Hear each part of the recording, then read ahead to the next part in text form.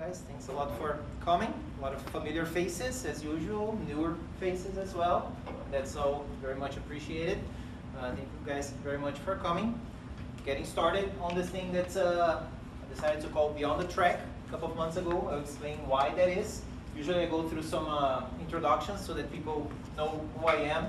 Because once in a while, if I don't say it, people say, oh yeah, that guy is a racer, that guy is a coach, that guy is this, that, and the other, and I'm none of those things, right? I'm just somebody who barely started riding at the track, and as I figure stuff out, I feel so excited that I have to tell other people about it. Right, so I'm Claudio La Sala. I used to say up until last meeting that I was mostly a beginner. Now, I think I graduated and I can say I'm an intermediate rider, right? I think I know a little more than a beginner, but still, every time I go out to the track, there's so much that I learn and so much that I see people doing around me that's like, okay, I don't know nothing, right? When you see some faster guys like flying by you and you think that you're going really fast, I'm like, what are they doing different that I'm not doing it? How can I do that? So there's still a lot to learn. I've been riding street bikes since 1990, so for a long time before I went to get a sport bike and started riding in late 2016. So put that in perspective, 25 years of street riding before going to the track, that helped me a lot, right? It didn't. Lots of bad habits from the street came into the track and I'm still fighting them to this day, right? First track day happened last year in February. Ever since, I mean, I'm not gonna, I used to put like the exact count here. I'm not gonna do that anymore. It's just I've done a lot of track days because I really dig this thing, right? And I drag a lot of people into it whenever I can as well, but it's too much fun not to be had. So about these meetings, there are many ways to become a pretty good rider, right, or a better rider. I can think of three that comes to mind. One, of course, and first and foremost, go to the track and ride. That's the best way you're gonna learn to become better. Oh, but can I go just to the street? You have gravel, you have incoming traffic, you have non-smart people driving and texting, on their phones and stuff like that. It's not a good place to learn how to actually ride well. So just go to the track, best place to do that. It's not a racing event. When we go to these track days, we're not racing each other. We're all there at the same time on the track, sharing the track, but we're learning. We're honing our skills as we do that. The second best thing to become a better rider, as you go to the track, sit in class. Listen to the instructors. They've been doing that for many years. They know a lot more than what you do or you think you do.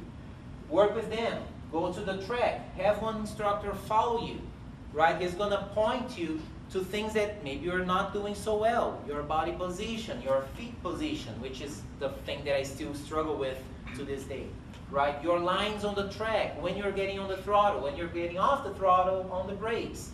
They're gonna help you. They're gonna pull you in and say, okay, work on this, work on that other thing. And then you may say, man, but I'm older than that instructor. What is he gonna teach me? I've been doing this like for 25 years. What can he teach me? Oh, you would be surprised. Right? So definitely work with those guys. And then finally, what you do beyond the track is my belief, it's what's going to make you a better rider overall.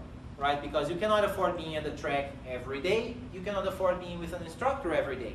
But what you do beyond the track, what you do at the track when you're not riding or working with an instructor and you're back in the paddock, or when you're back home, like, if I'm sitting here in the garage there, I'm thinking, I'm writing on my notes, reading my notes, thinking what am I going to be doing when I go out to the track for the next session.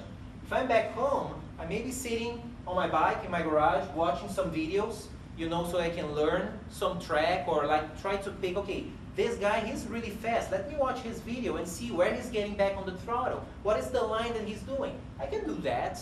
I don't need anything else. I have all the tools. Do you lean while you're watching? I do. I do because as I want to practice and get my legs strengthened, that's what I do, right? I follow, the lean. I don't go, of course, full lean, but it's like, okay, I'm getting ready to a left turn, a right turn, because that's the other thing. When you're at the track, yes, because when you're at the track, another thing about being smooth is preparing your body before you get to a corner. right? So you get into the brake zone, so you need to slide off, you know, get heavy on the brakes and then drop your knee, you know, all those things, you have to think about it. If you do that back at home, you know, you're safe and sound, you're watching and you're seeing the person going like this, going like that. Like Jason has put up some great footage of his where he has the, Jason right here, the camera on his helmet so you can clearly see what he's doing into each corner. So if you're sitting back there, you can actually mimic that. Yeah. You do that a lot. When you go to the track, that's in your brain already. It's right there. You just use it. I'm going to try that technique. That's good. It's smart. I've been doing it for 1.5 years now, and I still do it, and I'm not going to stop because it helps. And with the legs, man, because at the end of the day, on a track day, if you don't feel your legs, it's because you're not doing it quite right, right? So that helps. Hey Claudio, so I would add, another thing you can do to practice at home is in your garage, you know, get on the bike, and then if you have your phone or iPad or some other tablet, you put the video of whatever track you're going to, and actually, if you have it on a stand, I'm assuming you have it on a rear stand, actually get off, you know, and do the body positions that you want to be in while you're watching the video, and that'll not only train your mind, but your legs. Right. Because you'll be exercising muscles that you can't exercise at the gym. I've tried. You're still sore after track days because it's just your thighs and your quads. Exactly. No amount of weights mimics exactly that leaning and that hanging. Yeah, and I think the video, the photo here was too small. Yep. That's exactly what I do. Yep. Right? And it's like, you think, oh, that's a new thing that people are doing. No, I was reading a Total Control book, and the author mentioned that Nicky Hayden used to do that on a CBR 600, way before he joined MotoGP. He would sit on his bike for like an hour and just keep pressing his legs against the tank. That's what he would do, like every day. Rock on. So that kind of stuff, very helpful, you know, and just working with the track map, you know, thinking about what plans you're going to be doing the next time out. It's going to be like, oh, I'm going to work on turn 1, turn 11, whatever. Or like you're going to sit back home. Look at that. That was from yesterday or 2 days ago when Jason kindly posted some of his video footage where he followed me. I'm watching that stuff. I put it on a big 50-inch screen that I have that I use as a monitor. I put the headphones on and I want to know what's going on there. And I make notes like, okay, getting into turn 13, we were just talking about that today. That's my worst turn at COTA. I still don't have that one figured out. So I'm watching like, what am I doing wrong here? How can I fix this the next time that I go out there? As opposed to waiting until I'm at the track to figure that out. You don't have time for that when you're at the track, right? So anything you can get your brain and mind working beforehand, hey man, you know, just do it. Just do it. Get your mind there. And here we can do a lot with this, right? Do a lot with this. So that's what these meetings are all about. Agenda here. We're not going to do an intro to track days because we've done that several months ago. But Jesus, since you haven't done a track day yet, if you go on my YouTube page, there is a Beyond the Track playlist. And if you look there, the very first video, there's like a one hour long video, like in class like this, where I explain everything you need to know about your first track day. So if you ever decide, okay, I want to do my first track day, what do I need to know? Check that one video out, because that's where like I explain everything. And of course, I mean, should you have any questions, any, you know, concerns, worries, we're here for that. Okay? Cool beans. But today, even though we're not going to do the, okay, what is the, how do we prepare and do all that, we are going to be sharing some first-time experiences that have happened. So we have some people here who can talk about the first track day ever. Like Andres is going to be sharing some stuff with us because he was here a couple of meetings ago. He just had his first track day and he can share some of that with us. First crash, that's going to come up. First time corner working, Ricardo is going to be helping us with that. And then first time at COTA, Santiago is going to be the man to talk about that. So yeah, lots of good stuff there. And the second half of the talk here, we're going to be sharing some more tips for non-first timers, track day rituals, and as part of those rituals, you know, what Jason's going to be covering, track analytics, right? And I mean, I'm a big data guy. I'm a software developer, so data is everything for me. And like Jason pointed out, you know, what can be measured can be improved.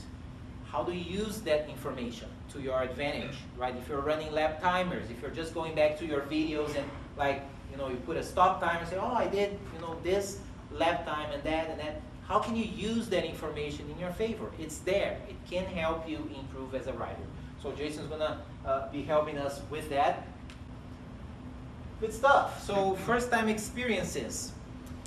Last time at MSRH, there was one guy who came from Austin. His name was Andrew, or still is Andrew. And it was his first track day. I helped him just answering some of his questions online. And then when he got to a track, I tried to help him as well. And he did round robin. And unfortunately, first session after round robin, he crashed. Right, so the day pretty much ended for him there because he got his hand a little bit hurt. Nothing serious, but it was just enough for him not to be able to ride through the end of the day, and also his bike, the kind of damage that it had, he couldn't ride. Anyways, I asked him if I could share his experiences here because he did a very nice write-up on Facebook. I can send you guys the link, make it available. Badass write-up about his experiences. How he got prepared for his first track day. You know, all the things that went, and actually, let me just like scroll through the experiences he shared here. So what he describes here in his experience, he went to work, to the corner worker at COTA way before actually riding a track day, got the experience, saw how that all worked, you know, having that kind of experience. He shared at a track day, you know, what it looks like when you're all hanging out there. How nice of a people we are, like sharing information and knowledge and whatever else. He shared this picture, which I had never seen before, control room at COTA. I had heard about the cameras that they have running on the track. Yeah, when I saw it, I was like, man, that's pretty awesome. That's how they catch you doing inside passes. Right? Where there are no, yeah. Yeah. That's no pretty corner awesome. workers. Yeah. That's really good. Yeah, that's crazy. And they'll just radio it to the... And then the next corner worker black flags you. Yeah. So he prepared, he shares all his story preparing for his first track day, how to do the bike transportation, all that kind of stuff. Which if you guys, I mean, whoever was here the first time, that's the kind of stuff that I shared myself. That's why I really relate to his write-up here, right? So he went all over that, where he slept, the structure of the day, how everything goes. Got a picture here, actually, my bike's right over there, right? And then he shared that's, guess what, one of the videos that I've put up actually helped him prepare to the track, right? Because one of the things that, you know, when I got to MSRH the very first time, I was like, okay, how do I get on the track and off the track? What is this round robin thing that they talk about? Where, you know, does each corner go? I didn't know. I said, okay, I'm gonna make a video. Maybe somebody else is not gonna have to go through the same thing. So I put up a video where I say, okay, this is the track map. These are the names of the corners because you need to know that because the instructors are gonna be saying, oh yeah, once you get on the back straight, there's a little kink to the right, and then you get into Diamond's Edge, and then you come out of the Diamond's Edge into the carousel. At the end of the carousel, you have Joe Bone, and then Sugar and Spice, and like, no, stop! Right? That was my experience. The guys were just talking about the corner names, and I'm like, I have no idea what those things are, right? So I made a video just for that, to tackle that issue. And then, you know, oh no, who knew it? First video that I just mentioned from our first meeting here, he used that to help him prepare for his first track day. So that's pretty cool. It's validation of our work here, right? And then he put up, you know, the little video from his crash. And again, I asked his permission to bring it up here in the sense that it may help, you know, other people. Instructor following him was Quan. Quan was supposed to be here tonight, but he couldn't make it, unfortunately. I was chatting with him today. He wouldn't be able to drive all the way down here. good to put it up here so that, because a lot of people think I'm not going to go to the track because everybody's going fast and it's crazy, and it's not. If you're in the beginners group, everybody's going slow, you know, at a certain speed, you do your thing, you know, you try sticking to the axis that they have on the track, no big deal. You got an instructor to follow you, let you know where you can make improvements, right? And then coming up here, there he goes, right? Right. Did he hit the grass? Yeah, He he lost did. the front? That's probably what happened, right? So just went off by a little bit. You hit the grass, right? And now I asked him for permission because in the last 6 months, I've mentioned like the whole story of my own experiences from last year, and never once I've mentioned crash. And why was that? Because by then I had never crashed. So that was not an experience that I could share. It's like I have nothing to tell you guys because I haven't experienced that, right? So, and then people ask, well, what if you crash on the very first track day? It happens, right? And like it did for Andrew. And he was very nice to do all of this write-up, and then he explained what happened, right? What was his mindset like? He was, like he described, he was too busy thinking about 1 million things as opposed to just, following a couple of single steps. So, check it out. You may want to send out this this write-up for people who are considering track days, but are thinking maybe it's too dangerous. I don't know what happened. It's a good way to think about. And now, while back then I had never crashed, well, it finally did happen, right? On my 24th track day, it actually happened. Oh my God! Right? Whee! You go into the grass and then you fall. Right? That's essentially what happened there. Right? And I wanted to bring this up because it can happen on your very first track day. It can happen on your 24th track day. Right? Something goes wrong, you goes off track. Boom, and then you crash. Right? And then hopefully you can just, get back up on your feet and do it all over. Right? Again, that's as much as, as far as crashing that I can share, because that's been my experience so far, and I will talk more about my own at a different meeting to talk about what went wrong, but it makes for a cool picture, right? All right. Now back to a better first-time experience. Andres was there, and I think he surpassed my own expectations because he really did everything right, as far as I can tell. So, Andres, if you want to share your experiences, that would be awesome. Yeah, that was my first track day. I learned what I thought was too much at the time, but now I'm like, okay, it was just enough. Having someone out there that's been to the track before helps tremendously. And they also have some gear that you can, borrow too, like the tire pressure. I got that same one off of Amazon. There you go. It's great. Juan was an excellent instructor too. He was very thorough, very supportive. I was right behind Adri when he. Oh, is that right? Yeah. That's, Okay. We were the blue team. Yeah. Okay, cool. So that was the same time then? Yeah. Okay. Well, this was Oh, right was another after. session. Yeah, that Okay. was right after. Gotcha. His crash. So yeah, it was the leathers. Oh, looking like straight up Buzz Lightyear. Oh yeah, you got the green one, right? Yeah. It's the one that's Like a Ninja Turtle Buzz Lightyear. yeah, apparently it's something that they do when you're a first timer and you get their leathers. They make sure to put you on the green one so everybody knows, oh, that's a first timer. So dorky, but I had a blast.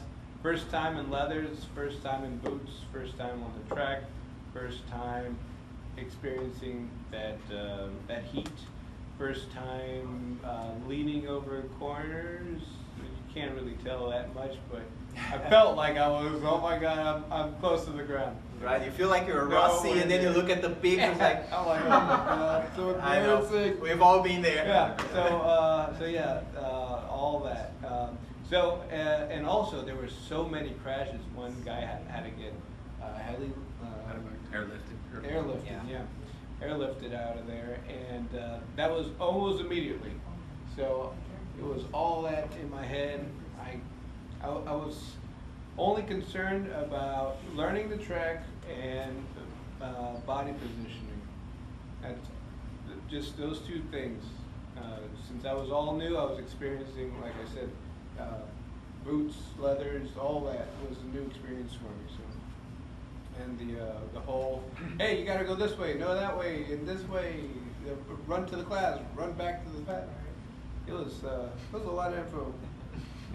But that checklist that's on RideSmart's website helps a lot. I was like, oh yeah, that's brilliant, oil and brake fluid and all that. And what also I found helpful was the Pirelli guy. I saw some weird fitting happening on my tire. It didn't look right.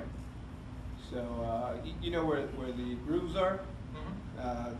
There was some like fins. I don't know how you call it.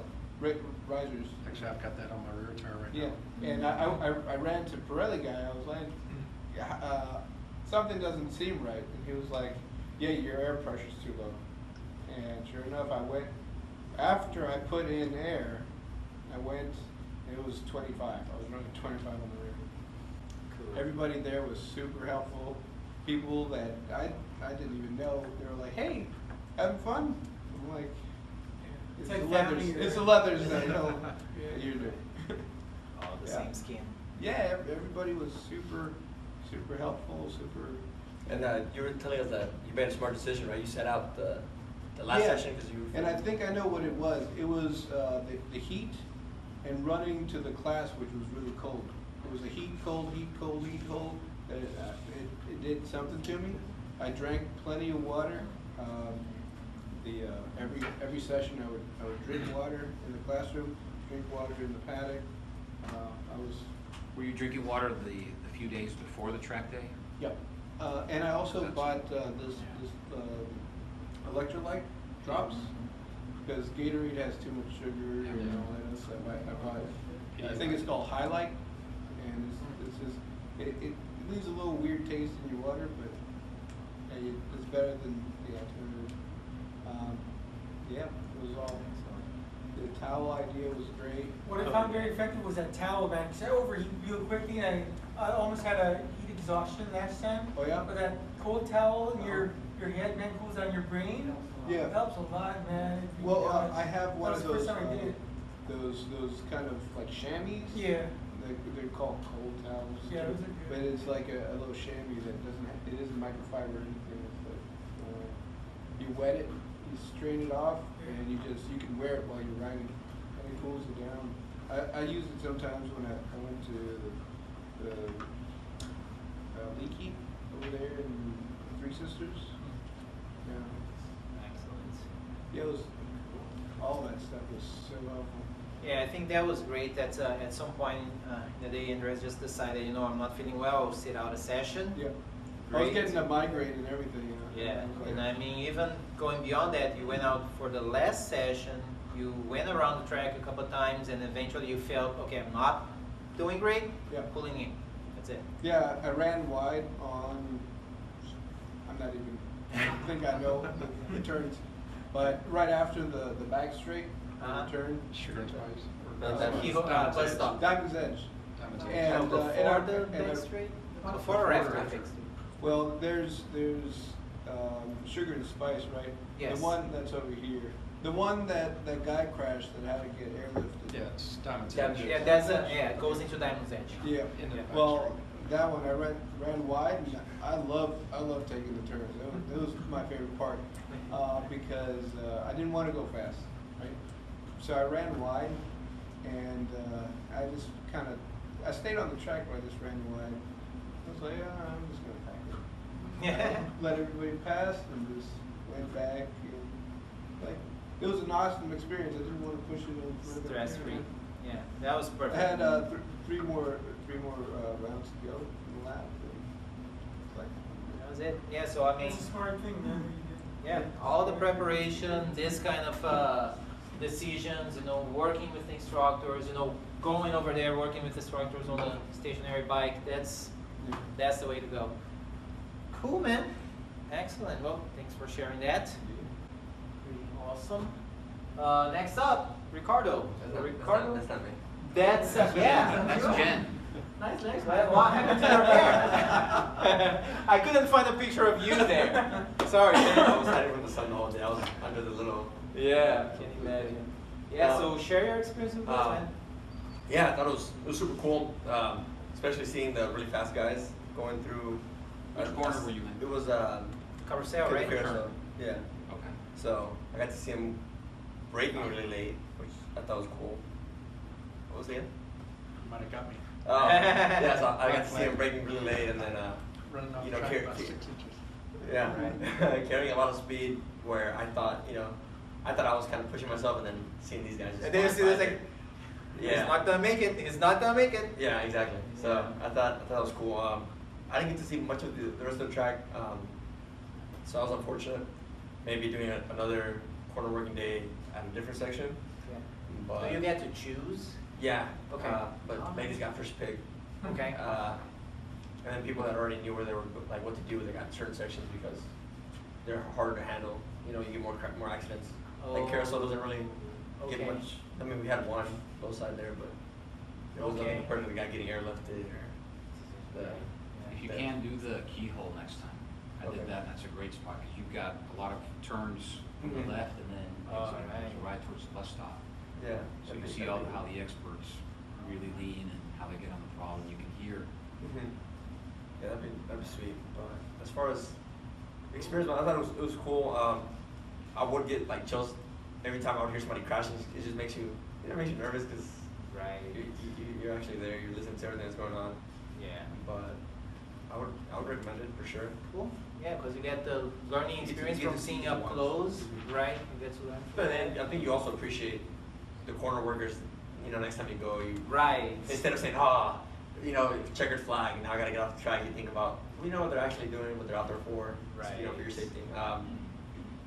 The guy that got airlifted,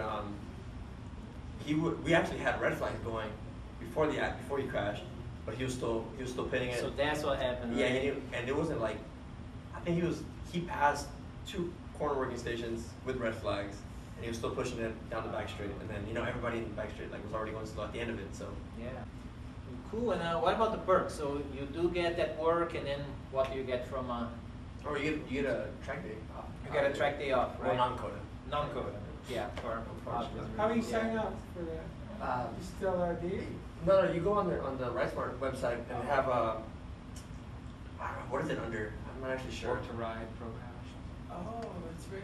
Yeah, it's on one of the tabs on the left. I don't know. And then it says Yeah. it says corner working. I can go email They you? have a list of possible dates that you can choose, and then you fill out the form, and it goes to not Dave. It goes to Randy? Randy goes to Randy, and then Randy replies to you, and he tells you what days, and then he'll confirm a couple of days before the event.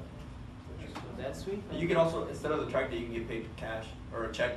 Right. Oh, really? But the How much check, do they pay? Just 120 for the Wow. check. But I mean, the track day is more expensive. 170. So Yeah. what else? Cool. That's Yeah. it. I mean, was there anything else? You get your own Because porta again- potty, so. Oh. No, I was honestly thinking about it when I was going. I was like, man, what if I have to go to the restroom in the middle of the day? I can't get off the track, and there's no time in between sessions because you're there. Yeah. You're there from whenever the track goes hot Okay. to lunch, and then you go back, and then you're there until it's done. Wow. So, but yeah, you bring your own snacks, Okay. ice chests with a I bunch thought of they would water. retain people, like just be there for like 2 or 3 I don't know if they hours. do. There's more people. Because of the heat and everything. But Yeah. that day it was everybody had their own station. Okay. You get what's it called? The little The canopy? The canopy? Oh, yeah. station. Oh, Yeah. So I mean, you just move your chair around to follow the shade. But yeah, I got lucky with mine. I was in the shade most of the day. Okay. Couple Cool. wasps, but Awesome, man. Well, thanks for sharing that, because that's again another thing that I haven't experienced yet. I would like to do it sometime. I would like to do it at COTA. I think that'd be pretty cool. That would be pretty cool. Yeah. But everybody wants to do that. So, Right? Yeah. What's up next? Santiago, first time at COTA. The only picture I could get, I mean, Brian, we're gonna have to send the pictures here. So that's the only All picture good, I man. got. No problem. So tell us about it. How did it go? That's me in class with Brian. Right, Brian instructor, It's yes. pretty cool. It was a really nice track. Yeah. Super technical, challenging, and also super fast. Was it bumpy? There the lines is a challenge there. Right? And checking your pole position is a challenge as well. I mean, all day I was working on it. Until maybe the last session, I was okay. I'm proficient at this thing. Finally. Right. And the last session, you know. So, I mean, I found the video from Brian on his YouTube channel, you know, to play. Oh, yes. Absolutely. There, that was it. Sorry. That one? Yeah, there we go. Let's just do it to the essence. So main thing I was kind of charging those corners too much, and I was confused. Oh, that's the triple apex, right? Yeah, that's Yeah. what I'm training down here. So the 19 training. Right. Keep on the road.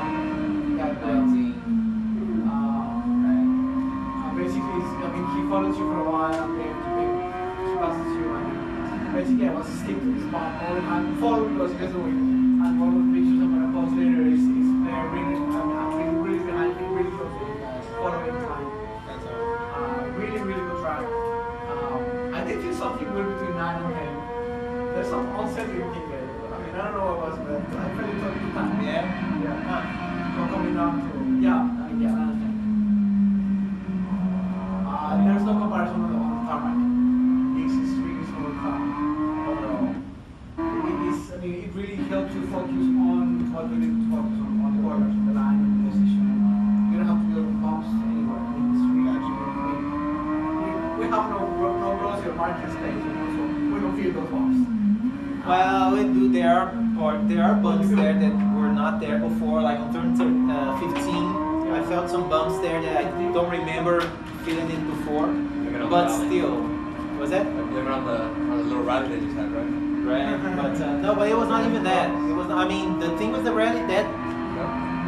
Jason, did you feel anything? Right there where you just passed at the end of that carousel, there's a big bump Oh yeah. right at the apex. That wasn't there. But that was there on Yeah. 18. Yeah, that was Wasn't there last since year. I don't remember it last Oh, year. it was. It was? At Yeah. the end of the carousel? Yeah. I didn't think Yeah, on 18, right on the apex. Yeah. But I mean, if you go like right on the apex, you don't feel it as much. But if you're like a feet off, Yeah. 1 foot off, And then you're you feel it. lean, then you can feel it, Yeah. which is scary. Yeah, that is scary.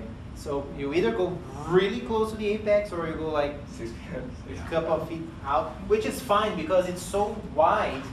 I mean, people do that all the time. They go Just just one of my around. favorite corner in that. Oh, I love it. Yeah, I love it. Those and the two double apexes before. Oh yeah. Yeah. Yeah. So now you see what I meant when I came out of my first session at ECR and I said that's the bumpiest track I've ever ridden. Sure. Because I got spoiled by that. Of course. Right? Because after you've You get spoiled ridden, with this thing, for sure. it's crazy good, right? I You mean, know what's yeah. funny is that the MotoGP riders say COTA is the bumpiest track Yeah. in They're right all on. MotoGP. Yeah. Must be nice to. So can you imagine Could be like a- if they think this is bumpy? Yeah. You know, they're like on glass. Well, the Yeah. other tracks they ride on, are those only for motorcycles? No, No, not at all. Yeah. No, but they're mostly Europe and Australia. Probably put more money into Yeah, they're into racing. Yeah. Yeah, they're way bigger in racing than we are here, unfortunately. All right. What we will do, previously, I was explaining in other months, I had been talking about my experiences going from the beginner level into the intermediate level. So with RideSmart, that would be level 1 into level 2. Last month, I finally moved to level 3 at MSRH. Like, yay, right?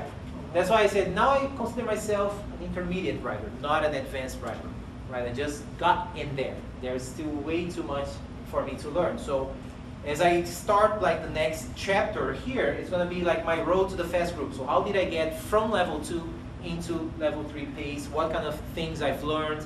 What have I changed on the things that I do that I used to do in level 1, and then when I went into level 2, what kind of stuff have I started doing? And I'm not going to spend a lot of time on that today because part of what I do is data analysis. watching over my videos, looking at lap times, not for the sake of, am I going fast? No, it's more like, okay, it's taking me this number of seconds to go from this corner to this corner.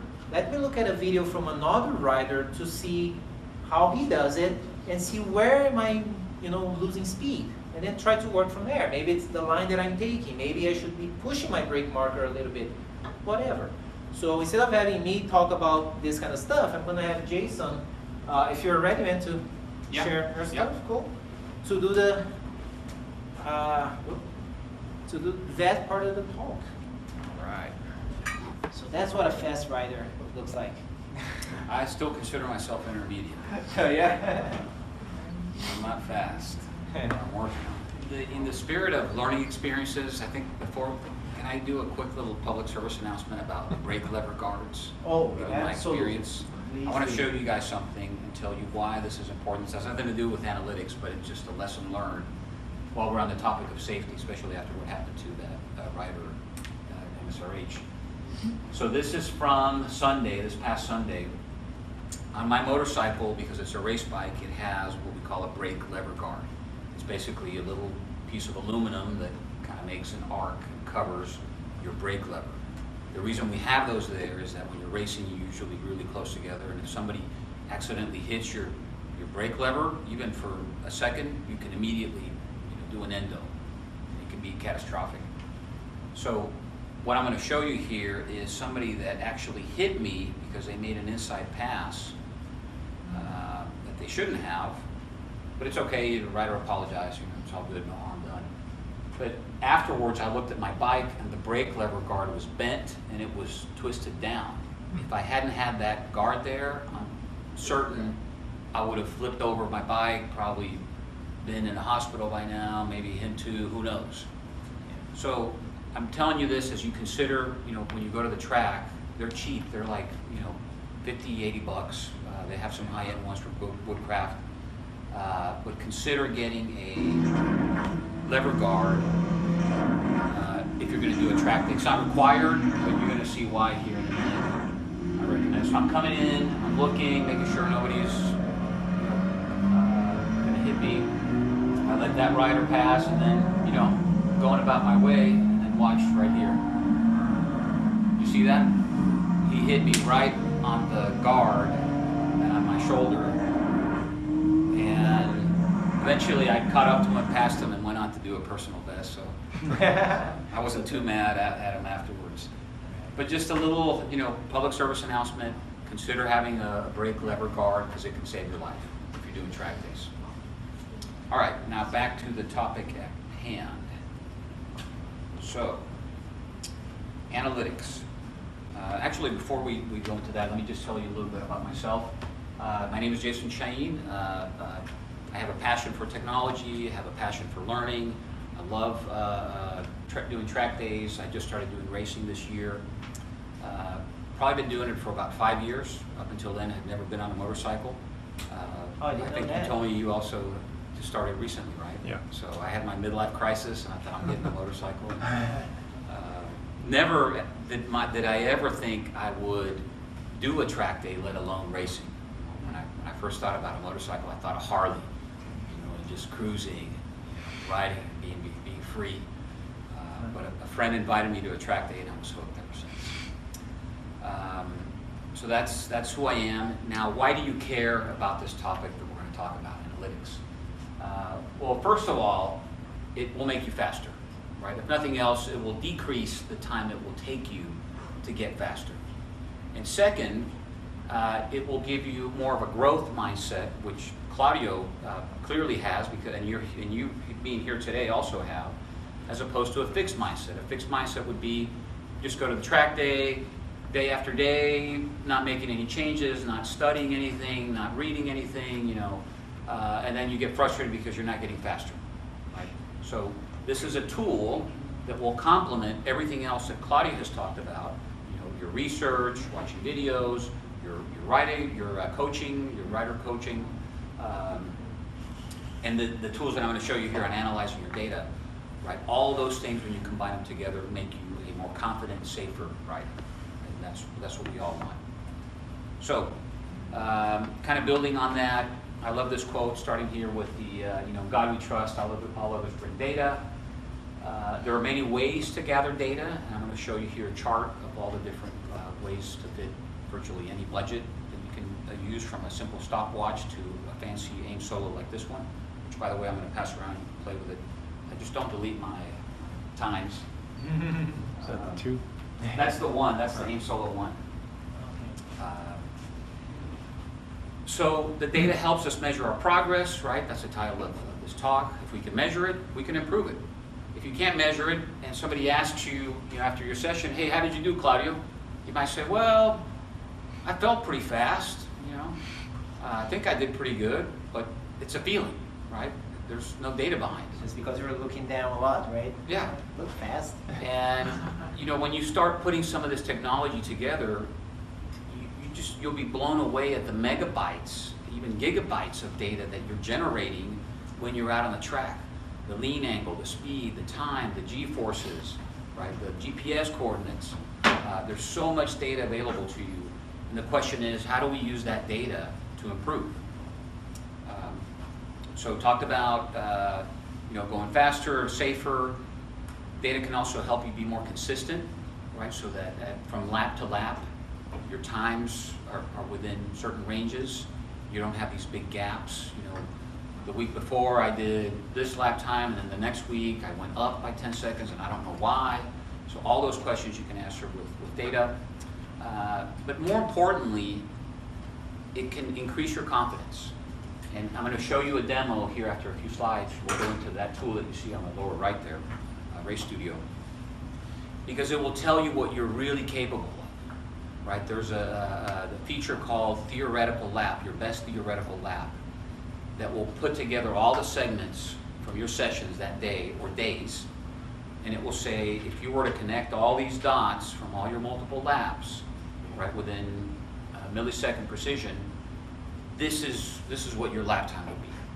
And you look at that, and it's 10, maybe 20 seconds faster than your lap time, and you wonder, wow, I'm capable of that. So it gives you a little bit of a boost of confidence to push yourself just that extra, 2 or 3 miles an hour on that corner that maybe you weren't sure you could do.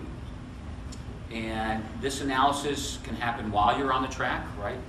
This timer that I'm passing around has a lot of features, including predictive laps, so it'll predict, at the pace you're going, you're going to be under 2 seconds or over 2 seconds, so you can actually watch it, which I don't recommend because you got to be looking at the street.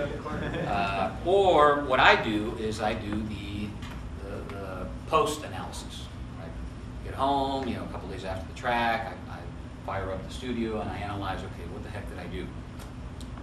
And that's what we're going to show you here on the demo today. In terms of how do you do this, right? So the easiest, simplest way is to use a stopwatch. Whether you do it on the video and you just look at the segments, and you just subtract the minutes and seconds, you can have your friend or family member with an actual stopwatch, as you're passing through the start and finish line. A lot of the new bikes have lap timers built in. Some of them even have GPS enabled lap timers. The traditional lap timers is just you would flick your high beam switch and it will just start counting. That you have to be responsible and remember to start and stop the timer. So that by far is the most easy, cheap, but it's also the most primitive way to analyze your track days and your races. So the next step from that is a phone, and I put there, $, even though we all have phones. There are a lot of apps like Track Addict, Harry's Lap Timer, Pirelli has one, right? There's a bunch. If you go to the Apple Store or Android, there's at least a dozen ways for you to measure lap times. And they use the GPS built into your phone, if it has one. The problem with that, and as Claudio can tell you, it's not very accurate, maybe plus or minus a second or two. And the other problem is that you can lose your phone while you're at the track. Right? I've seen people that have their phones mounted on the dash. They either crash or they didn't mount it properly, the phone flies away, never to be found again. So I don't like that option. Next on the list is the phone with the external Bluetooth GPS. The only difference between that and just the regular phone is that the external Bluetooth GPS has a higher frequency rate, usually about 10 hertz, that it's capturing those GPS coordinates. as opposed to the phone, which is maybe half a second or a second accuracy. Yeah. But you still have the same pitfalls. And then in terms of analysis, depending on the app, you may get split times, which I'm going to show you here on the demo. The best theoretical lap, which is very important, as you'll see. But this is kind of an entry-level solution here, which is perfectly fine, right? As you're starting out and you're getting faster, you don't need to go all the way to the integrated data logger, right? This is kind of the pinnacle, right? This is the best, this is state of the art, that little logger that I passed around, which by the way is the first generation. The one in the picture here is the 2.0 version. Yeah, mine's been on order for about 4 months now, just waiting on the cable. Yep. For the data logger. But this does have the most telemetry, instrumentation, and analysis than any of us in this room could ever consume. Because it has so many features. You're for what we do. It's just average track day riders. We're not professionals, right? We don't make money off of this. It's more than we can handle, but it's great for wanting to improve, as you'll see in the demo here that I'll show you with Race Studio. I have a question. Yeah. Is that equal to the ones that the R1M would have built in, or Yep.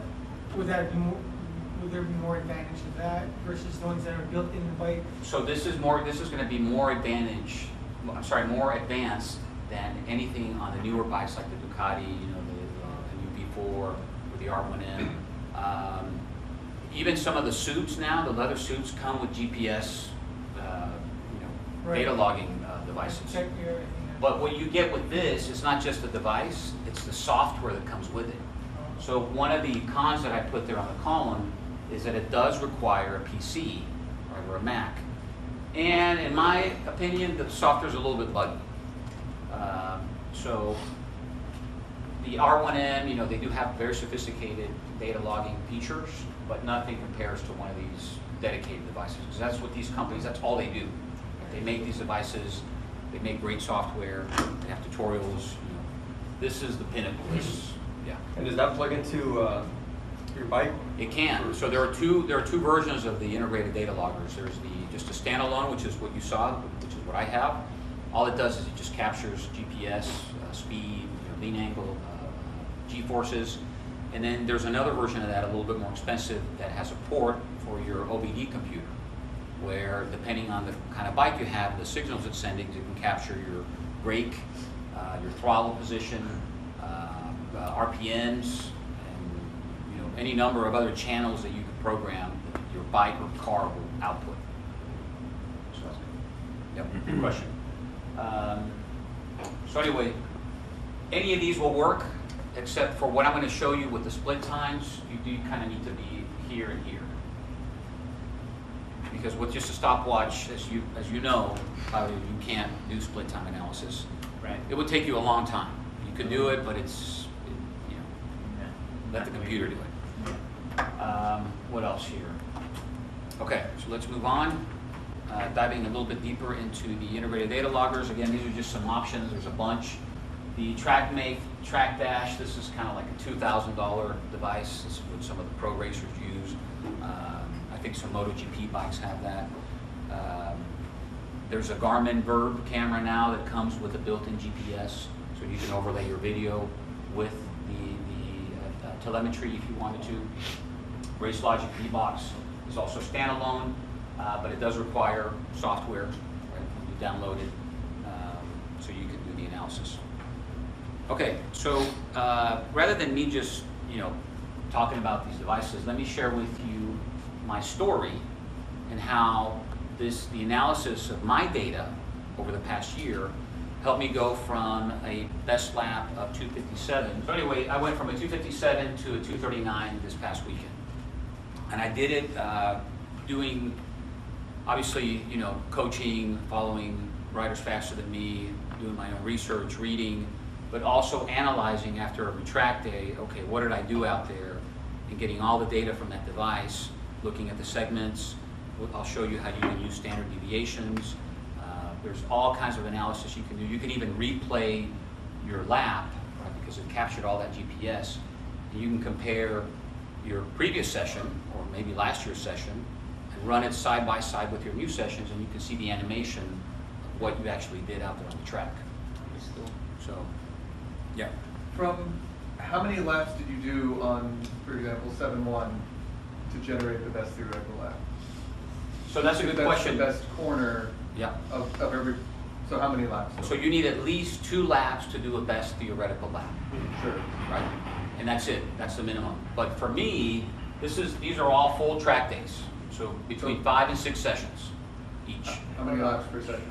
At COTA, about 5 complete Yeah, you get laps. about, so assuming you're doing it, like I was doing a 240, so yeah, maybe 5, And the first one doesn't count because you're coming in halfway through, so that one gets thrown out. And your last one gets thrown out because you don't actually cross the start and finish line. So 3 full laps? 3 to 4 full 5 laps. sessions, so like 20? Yeah, Okay. yeah.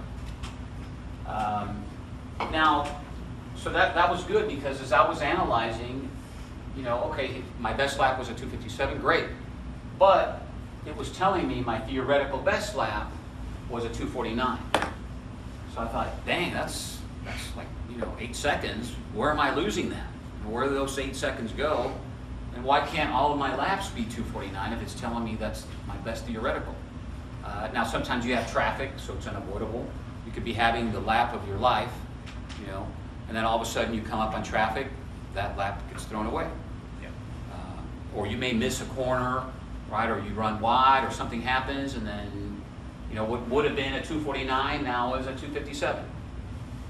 But what's good about the best theoretical lap, this is what I was telling Claudio, and I'm encouraging to get one of these data loggers, is it tells you what you're really capable of. Because it's data, it's not like it's guessing. I mean, it's actually taking down to the millisecond all the segments, and I'll show you, stitching them together with millisecond accuracy and saying, if you had just connected all those dots, doing the exact same thing you did, just all in one lap, that's what you're capable of. So that gave me a boost of confidence, that okay, well, that's what I'm shooting for. I'm shooting for a 249. And that was last year, that was this time last year.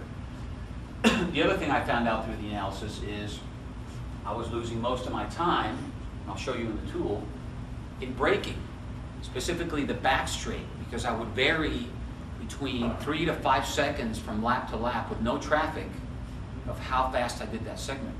And if you've ever done COTA, sometimes you find you're coming in so hot, so fast into a hairpin that you kind of panic, right? And you over brake, and then you're like, oh shit, well I've got all this room to go, I get back on the gas, and then I brake again.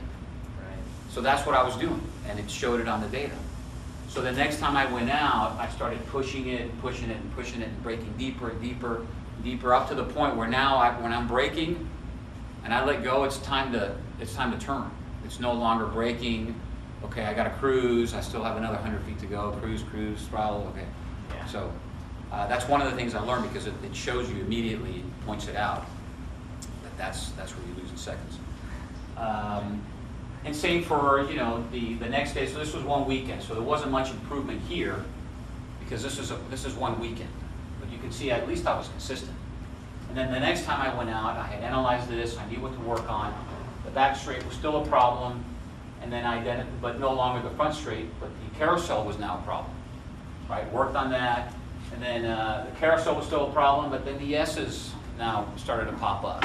Worked on that, and so forth, until this weekend I finally broke 240.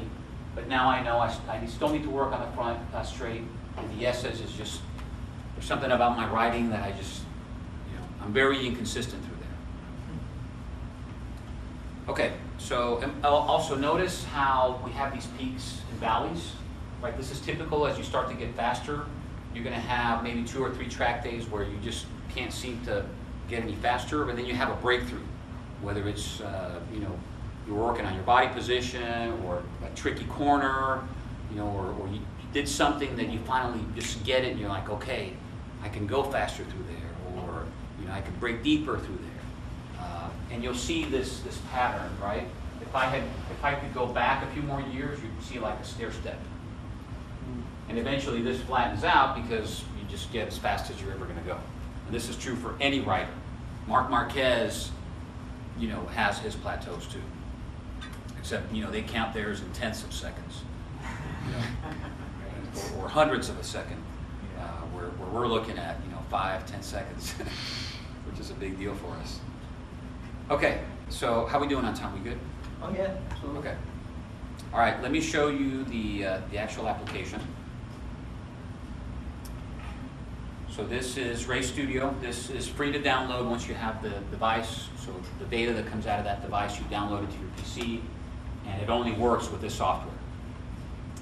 The AIM Solo 2 uses a slightly newer version of the software, but it's essentially the same. So here I just downloaded the... Sorry, did you say it also runs on the Mac or is it Windows on PC? You know, that's a good question. I don't know if it, I can check. Can I check? Okay. We'll check later. Sure. That is one of the cons. So if you remember the column that I had of the pros and cons, when you're using these advanced devices, they do require a PC. And in this case, I'm not sure if it will work on a Mac or not. Sure. But that little screen that you see, it's very, very limited in the data that it shows you. So if you want to get any value out of that device, you have to download it and then study it separately. Now, it will show me some things in real time, you know, like the predictive lap, or it'll show you top speed and best lap. There's all kinds of things you can configure, but as I mentioned, I never have time to stare down at that thing and stop what I'm doing while I'm going down 150 miles an hour. Okay, so here are all my COTA days. So there's 7 days, the same ones that I had on that chart. At the bottom is that one from last year, and you can see here's the best lap. All right, so we went from 257 to 239. This was on my S1000RR. I also have an R3, so it'll record, you know, what vehicle you're in, what track you're in, so you can sort. Say, you know, show me all my R3 times at Crescent, or you know, my BMW times at COTA. So it's right here through these filters. Makes it really easy to get exactly what you're looking for.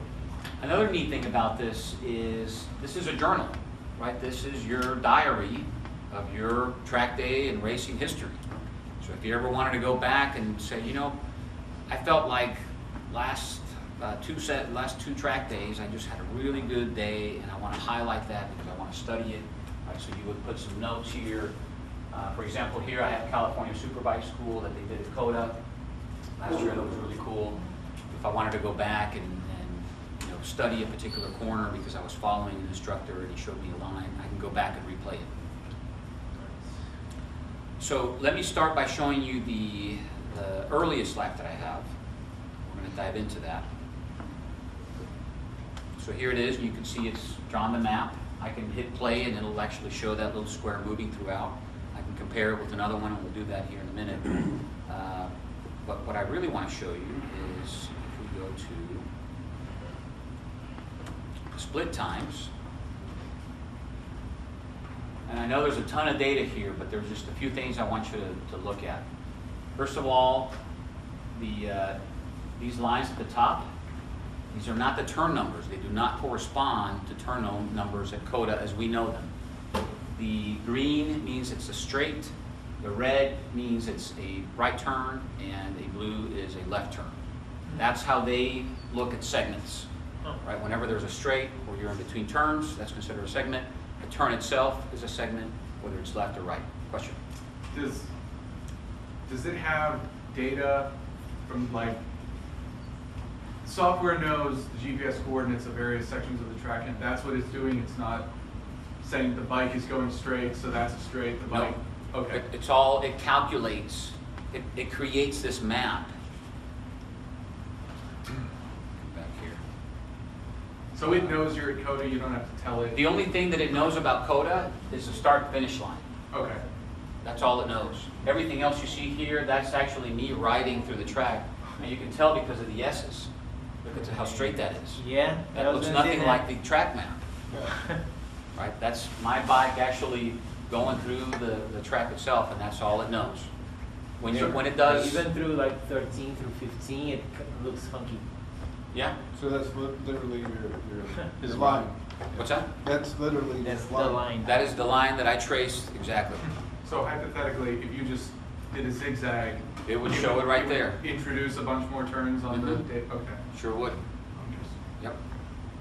It has an algorithm that detects, okay, the angle here has changed, you know, more, I don't know what the threshold is, maybe 30 degrees or something, and it considers that a turn. But yeah, this is all my trace of a particular lap. So let me come back to the split times. This is where we get our best theoretical lap. So now that we understand what these numbers are, let me show you what it thinks is a track map. And that's important because as we're trying to study where we're working on, or what we need to work on, let's see if I can make this bigger. Okay, that's as big as it will go. You'll see this is what it thinks is the first corner, second, 3, 4, 5. So obviously this does not correspond to the COTA track map because it only shows 13. It was doing fine up to 6, right? And then it lost track. So they didn't find 7, 8, or 9. They lost. No, they're there. It's just it doesn't. Yeah, it doesn't consider that a turn. Unless you took him straight, which there's no way. Yep. And I'll move this because again I've got limited real estate, but I just wanted to show you that so as we're looking at the segments, you can see.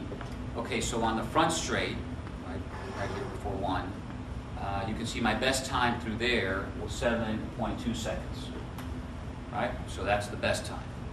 Then turn 1 itself, doing that arc, my best time was 5.0 seconds, and that was in an earlier lap, and so on. And then you can see it's adding them all up throughout the entire day.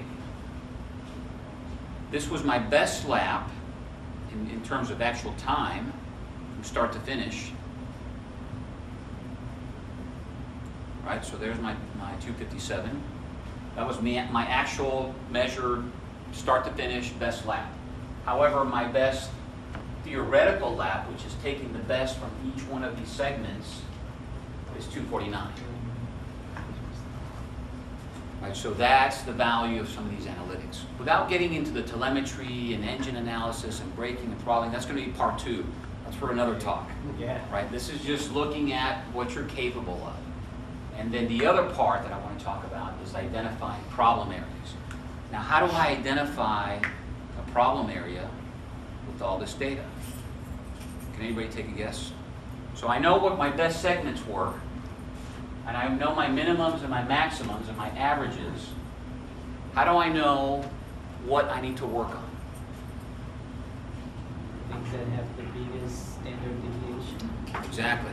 Bingo. If I had a quarter, I could give you one. What's he saying?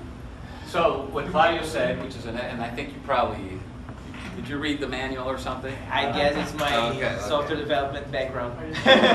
The standard deviation is what tells us, so the higher the standard deviation, the further away you're from the mean. And that's just mathematics that we all learned, you know, in 3rd grade. Or 4th grade. Not there. Okay. Not definitely in 3rd grade. So looking at this, looking at the standard deviation, right, what would you say are some of my problem areas?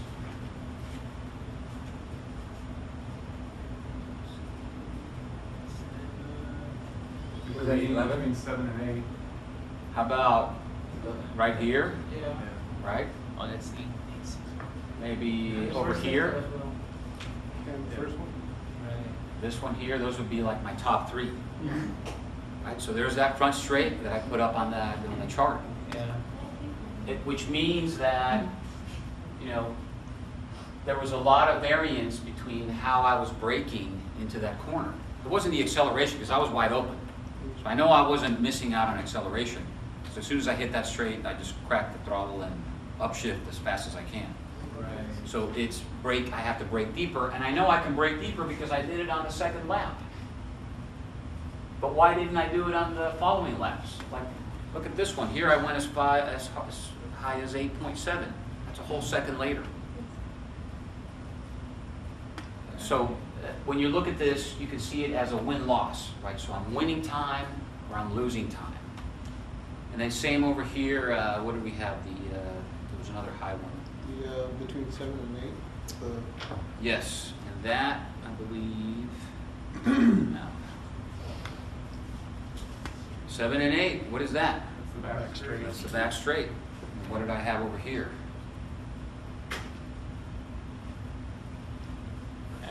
Front and back straights is where I lost most of my time. So after that weekend, I went back and, well, my next track day, I told myself, okay, I've got 2 things I'm going to work on and nothing else. Break deeper and break deeper. That was it. Because if you fill your head with so many things to do, my body position and my throttle, and you get overwhelmed. And then all the while, you're trying not to fall off the motorcycle, Right. or get hit, like in my case, right?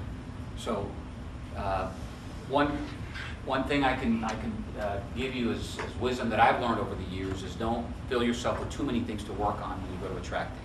Pick your top 3, top 2, and then once you feel you've mastered them, whether it's just because you saw it and you accomplished it, or you see it in the data, then you move on to the next one. So now let me show you another cool feature, which is a cumulative theoretical best lap. Now I don't have it in that chart, but what I can do is, so I was at 249, right? We saw that my theoretical best was 249, right there. One cool feature of the software is I can add as many laps as I want, and it'll calculate the theoretical best. So I could load all of these up, and it would give me the best theoretical lap over the past year if I were to go back and connect all those dots.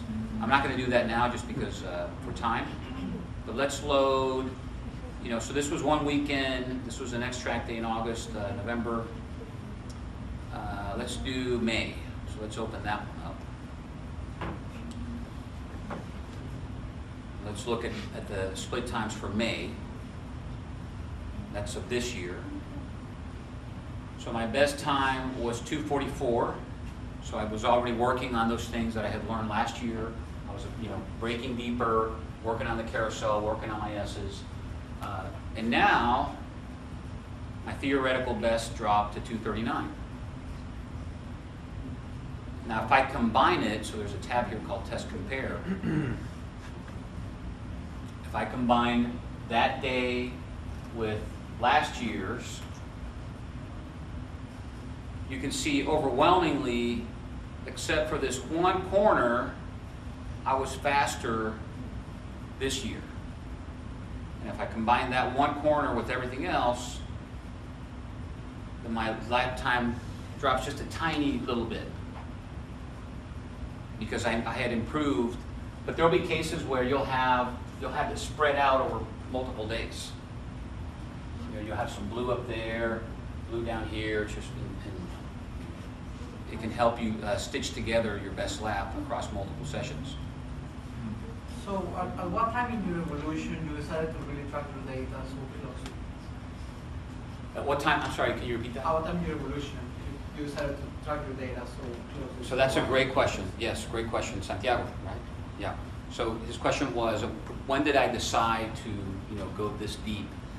I can tell you my very first track day, I was in a panic, kind of like the story that we read, that rider. Because I didn't know, I was new to motorcycle riding. I'd only been riding maybe 6 months. And I'd never been to the track, either on a car or on anything. So I was just trying to figure out which end was up. Knew nothing about leaning or body position, right? All those were completely alien concepts. Trail braking. Trail braking, that was like, man, rocket science. I was just getting my bearings, figuring out, where the turns were, and trying to memorize the track, the core fundamentals. And then, the second time I went out, okay, I got the hang of this, I didn't fall, so I'm gonna keep pushing a little bit. So I started picking up speed, started getting my body over, and I don't know if this has happened to you, but my first track days, I felt like my helmet was about to touch the ground, and then I would look at the pictures and I'm straight up like this. You look at the Blair's pictures and it looks nothing like what's in your head. You think you're like Mark Marquez, about to scrape your elbow and you're 5 feet off. So anyway, to answer kind of a long-winded answer, but Probably not until my second year. Once I felt like, okay, I've got my body position down, I understand the concept of a double apex and trail braking, accelerating at the exit of the corner. Once I felt like, okay, I can take it to the next level now, then I went and got well, first I had the phone. I had the Harry's app, Harry's lap timer. And then I saw other people at the track using those and, got that. And then at first, I didn't know about the split times. I didn't even download the software. Like for the first 6 months when I had this data logger, I was just looking at the lap times just to it was a better version of a stopwatch. Really, it was a very expensive stopwatch. But what was cool is it was recording everything, so I went back later once I knew and unlocked what this thing could do. Then I went back and studied and started putting together my theoretical labs. And that's what gave me the confidence, and that's how I've been able to grow in this journey, which is why I encourage you to do, because, like I said, you can start with just a stopwatch, you can do the app, you can break the bank and get one of these devices, but it's better than just going out and feeling like you're improving, because you won't know. You don't have a stopwatch in your mind. There's too much going on. And it feels good to know that, hey, I went out on a track that I spent all that money, put myself at risk, but I went faster. So it was worth it to me. That's a growth mindset. Yeah. Have you ever done, I would do that, right? Grabbing this data so you know exactly which lap you did, better at that one corner or section. Have you ever gone back like to the videos and then like stitched together those sections to say, okay, this would be the perfect lap? I haven't done that. If you buy the Smarty Cam that comes with AIM, it will do that. Oh, man. Yeah. Because if you try to do it manually, man, that would take you, at least me, I'm not a video expert, it would take me months. Yeah, no, I can do that, but it is But painful. yeah, there is an add-on camera that plugs into that device, so it overlays the video precisely, and it will do the segments with the video. But it's like $1,200, and it's not even 4K. Oh. It looks like a little lipstick camera. That's what they use in MotoGP. Darn it. Yeah. Okay, just to close out, I want to show you another cool little trick here. Is it that? I thought it was Does it like look anything like Well, this? that's your lap timer. Did you get It kind of looks like that, yes. It's Except it's got a more than wire this that right goes here. into the, yeah. It connects into your. Okay, so that's me now. Well, this past weekend of the red, and the blue is last year. Now, I can't start it right at the start line. It just, for some reason, it thinks the start line is up there, but you can see both bikes starting in the same place. You can see the gap, and that's where those 20 seconds are coming from. And you could put as many sessions, I could fill it up with 10 laps if I wanted to, and you'd see all the little crosshairs, kind of like your own virtual race, racing yourself. So if you had your data and I had my data, could we combine? Absolutely, yes. Because that would It's be just a data file. A little data race. Yeah. There's a website, I forget the name of it, but you can export your data from the AIM or even some of the smartphone apps. And it's like a social media racing, virtual racing club. You upload your best track, and then your buddies upload their best track, and you can see just like this, how you did together. You took me off the track, man. So, and by the way, notice here how it's a little bit thicker. Mm-hmm. That's because the lines are not exactly the same. Oh, here we go. They just started together. You see that right there? Mhm. Yeah. And you'll see the red start to pull away. Okay, so that is, in a nutshell, what I wanted to talk to you about today. There are a ton of other things here. There's just like engine analysis, suspension analysis, all the telemetry, that you can plug into your throttle, your brake. You can combine all that together. I mean, you can create your own custom Have you done channels. that? I mean, No. you have the engine, okay. I may do that, but that's, you have to find the cable for your bike. And then it's like a $300 upgrade on top of that. So that device there is about $400. The one that takes the engine and everything else miles. The data logger. Yeah, it's like Portion. 700. Yeah. And that's for the AIM-1. The AIM-2, I think, is even more than that. It's I think 700, 740. Yeah. So that's what I paid for Well, mine with the 4 cable. months ago and still haven't got it. Yeah. Yeah. Well, you're ahead of the curve, man. How many times have you been on the track? 8. Yeah. Well, good for you. Yeah. You wanted to record this. Yeah. Took me a little bit longer to get to that. And of course, I mean, you Good. go to the track and, you mention, lap times to the instructors, like, I don't care about lap times, but, here we are, talking about And that's this. fine. Like I said, my first few times out, I didn't care about lap times. I didn't care Yeah. about speed. I just didn't want to fall off the motorcycle. Yeah. And, go home in one piece. Bike in one piece. Yeah, it's, I was saying, I think they don't really care about lap times because it's not a race school. yeah, what's, Like if it was, I'm sure they would yeah. be more interested in how Yeah. consistent you are. But Yeah. is that how you get bumped up? No, well, No. you get bumped up by being consistent and predictable. Yes. Yeah, they'll Oh. follow you and And they'll then see. save, Yeah. same passes. Once, your lines and body position are the two biggest things they look at. And if you Okay. got those, then you're gonna have the speed. But one thing I can tell you, because that's actually a really good observation, is I have never seen an expert racer or somebody that is faster than me, with better lap times, with bad body position or bad lines. I've never seen it. They go hand in hand. The better your body position and the better your lines, the side effect will be lower lap times. So focus on that, right? Yeah. Focus on all the fundamentals instead of just, okay, I want to, I want to shave 2 seconds off today, or I want to shave 3 seconds off. That will happen. Whenever I went out there when I did that 2:39 lap, I wasn't even thinking about my lap time. I just wanted to chase the guy that had almost taken me out, pass him. Yeah. So that was that adrenaline rush, and then I looked down and I'm like, oh, I broke 240. So for me, that was a milestone. And then the next milestone at COTA is to break 230, and then you're talking, that's advanced level 3. Yeah, after that, you're. After that, Here I come. well, Yeah. Moto America guys Oh, do yeah. about 219, Dang. between 210 and 219. But once you get past or anywhere near 220, that's whenever you really start actually needing bike upgrades, right? Well, yeah, and these are professionals, Yeah. right? They do this for a living. They're on the track every week. They get sponsored. They pay for their tires. Their bikes are $80,000. Right. It's a level that I don't aspire to. I just want to go out there, have fun, push myself, and continue to grow. But this is one tool that can help you do that. So cool, yeah. So what's next? I mean, topics to be determined, because so far I've been the one just coming up with everything that I can share with everybody, right? And I've been really just waiting for somebody like Jason to step up and say, oh, hey, there's this one thing here that I can talk about. So if you guys know of anything you would like to talk about, or if you know somebody, from the track that you could invite over to You the said you wanted to talk whatever.